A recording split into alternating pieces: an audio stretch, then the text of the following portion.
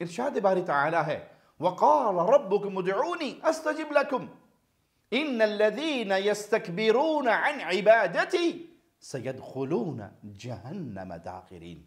اس آیت میں اللہ مالک نے دعا کی فضیلت کئی جہات سے بیان فرمائی، کئی طریقوں سے واضح فرمائی۔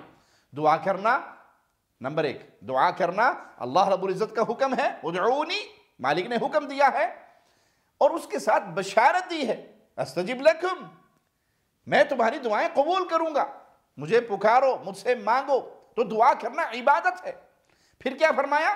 ان الذین یستکبرون عن عبادتی، یہاں عن عبادتی دعا کو اللہ نے اپنی عبادت کہا، اور دعا نہ کرنا اسے تکبر بیان کیا۔ ان الذین یستکبرون عن عبادتی، جو میری اس عبادت سے تکبر کرتے ہیں، وہ ان کا ٹھکانہ پھر کیا بیان ہوا کہ وہ جہنم میں داخل ہوں گے۔ تو پیارے بھائی، اس دعا کے ہتھیار کو ہمیشہ اپنے آپ کو اس سے مسلح رکھیں۔